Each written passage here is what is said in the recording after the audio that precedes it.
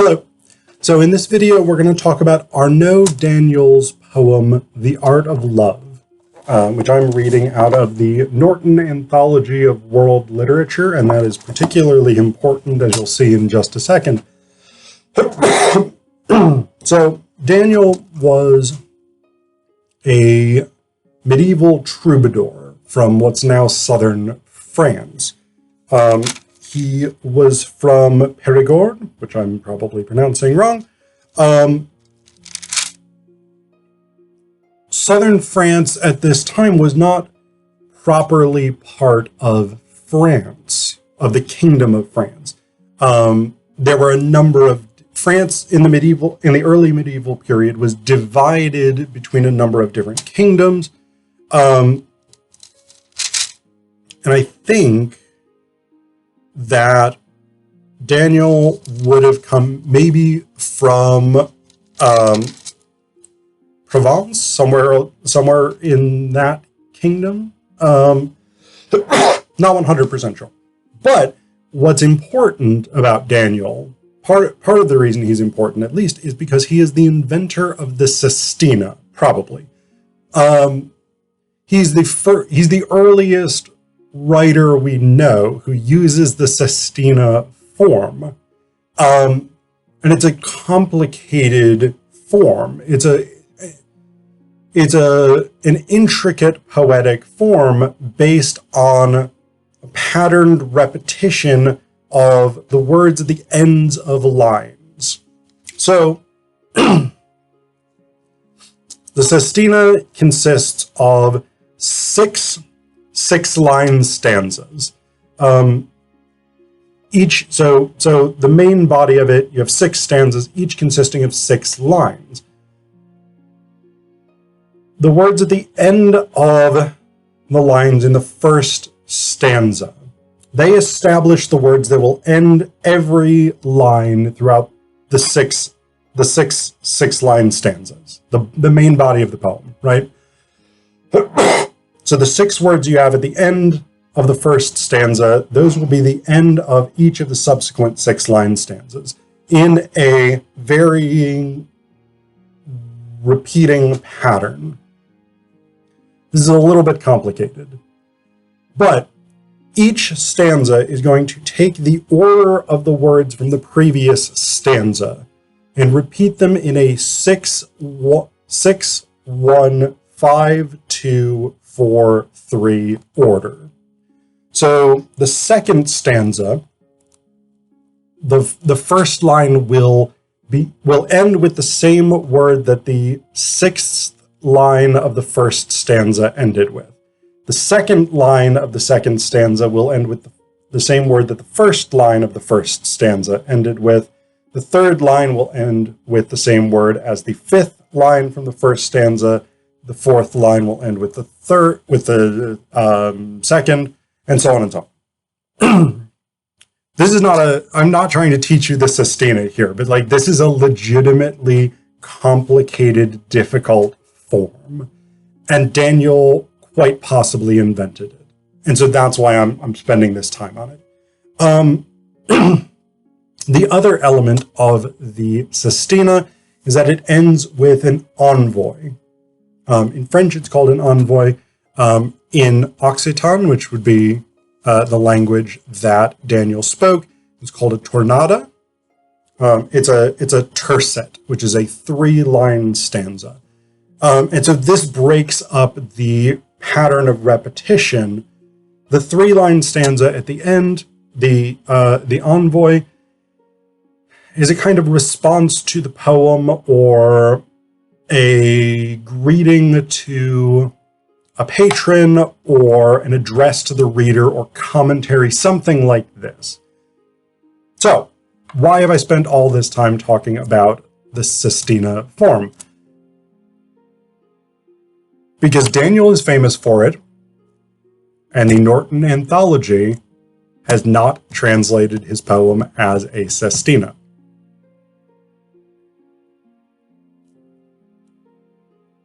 Yeah.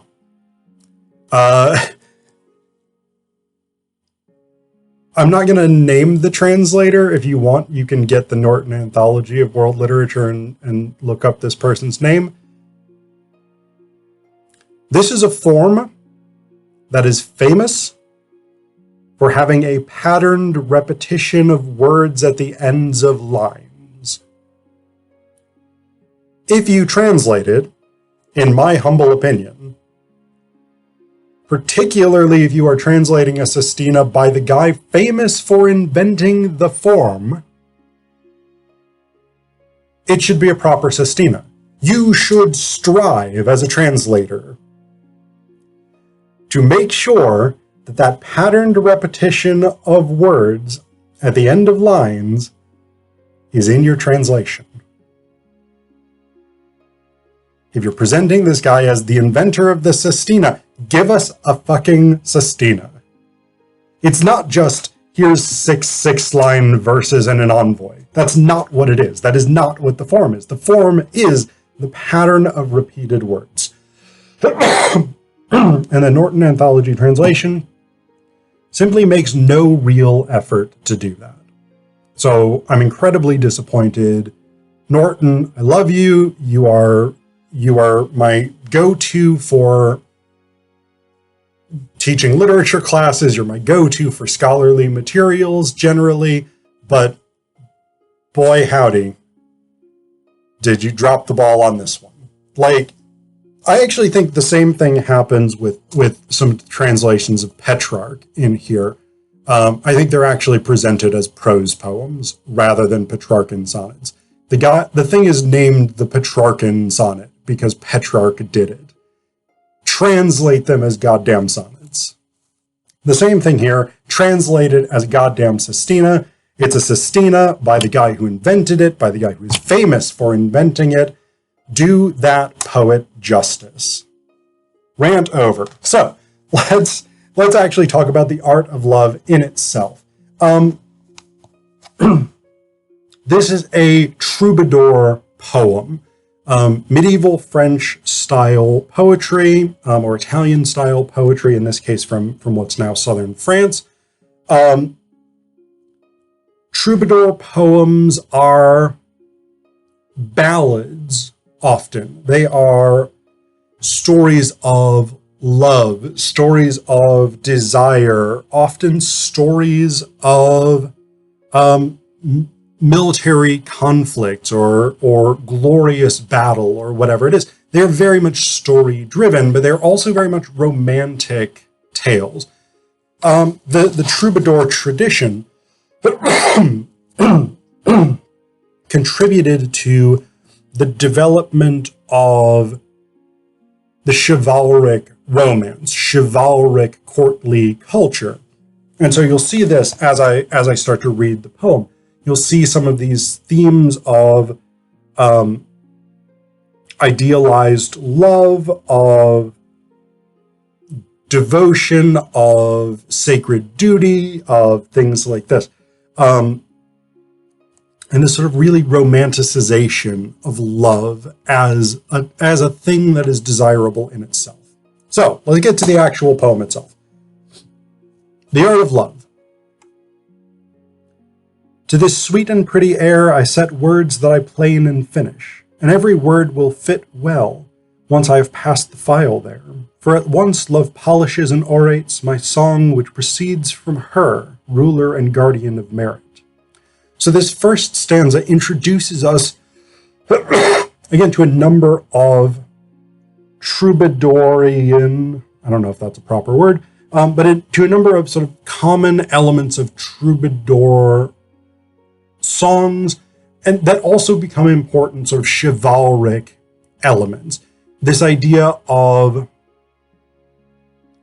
polishing art, of devoting oneself to art, to beauty, and the idea that the poet's song, the poet's art, is inspired in some way by the beloved. So, my song which proceeds from her, ruler and guardian of merit. The last two lines in this stanza set up this this devotion to the beloved. Then we go on to the second stanza. Each day I am a better man and purer, for I serve the noblest lady in the world, and I worship her. I tell you this in the open. I belong to her from my head to the top, or from my foot to the top of my head, and let the cold wind blow. Love reigning in my heart keeps me warm when it winters most. Again, the glory of love, the romanticization of love. And this is really kind of a new development in European poetry, in European letters, that comes about in the sort of transition from the early medieval period, the sort of the fall of Rome up through about the Crusades period. And then once you start developing the chivalric tradition in around the 12th century or so, you start to have a shift. Things become less devotional and love becomes much, much more important. And this, again, this almost like Disney style, like idealized, romanticized love, where it's eternal devotion to the beloved, I'm your devoted slave, etc., etc. And this idea that love makes you a better human being really sort of becomes central to the troubadours and then to the chivalric romances and things like this. The next stanza, I hear 1,000 masses and pay to have them said. I burn lights of wax and oil, so may God give me good luck with her, for no defense against her does me any good. When I look at her golden hair, her soft young spirited body, if someone gave me Lucerna, I'd still love her more. So in this stanza, we've got a couple of interesting things. One is the introduction of religion. Again, this is a highly religious culture, particularly coming out of the early medieval period. A lot of art, a lot of poetry, a lot of stuff is devotional work. And then going into the chivalric period, that shifts somewhat, but it's still clear that religion is a major focus of life. But then we've got this line in the middle of the stanza that I find really interesting. For no defense against her does me any good. This is another very common trope in troubadourian songs and chivalric romances. This idea that love is maybe less a battle than a siege, that love is in some way akin to combat. And one of the things that's important to remember is that the people who are literate, the people who are writing at this period are the nobles. They are the warrior class, knights, lords, monarchs, people like this. And so a big part of their life experience is combat. And so there becomes this sort of paradoxical entwining, or seemingly paradoxical entwining, between love and combat, love and violence, which at first glance seem to be quite different. Contemporary feminist scholarship would point us to an actual fundamental similarity, particularly feminists who would take the view that all heterosexual sexual activity is inherently somehow violent. Whether we agree with that stance or not, it is undeniable that there are, more often than there should be, intertwinings of violence and sexuality. But in the chivalric tradition, it tends to be more often, I would say, presented as the lady besieging the beloved man in some sense. Even if she doesn't do that by choice, even if it's just like, oh, I've looked at the beloved and she's so beautiful that it has besieged my heart. She has broken down the walls of my heart. Even if she is completely uninterested in the speaker, these male-written poems or songs often take that trope. I'm not going to read you most of the rest of it because it sort of goes on in this vein. Again, we've got these developed themes of love, desire, the inspiration of the beloved, things like this. I want to jump ahead to the end of the poem where we have the envoy, that short 3-line tercet, which is that's the metric term for a 3-line stanza. This short 3-line envoy that shifts the poem. And it's really, Daniel's approach is really interesting here. Because the poem is primarily about the beloved and the experience of love and how he devotes himself to her, etc., etc. And then the last 3 lines are, I am Arnaut who hoards the wind and chases the hare on an ox and swims against the tide. So this is really kind of an interesting envoy because it doesn't seem to have that much to do with the actual poem. It's a sort of weird paradox here at the end because none of this is logical, right?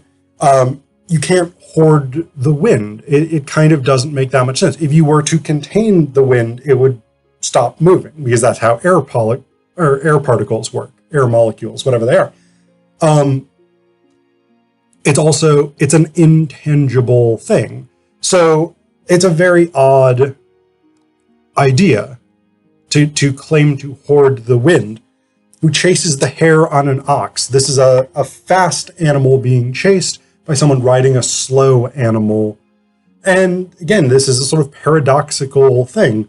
And swimming against the tide. Of course, this has become a common sort of cliche for someone engaged in maybe a foolhardy action, someone who's making their life more difficult, something like this. And so what Daniel is saying here in these final lines is, I am not the person that you expect. I challenge expectations. I surprise and startle by being unexpected. And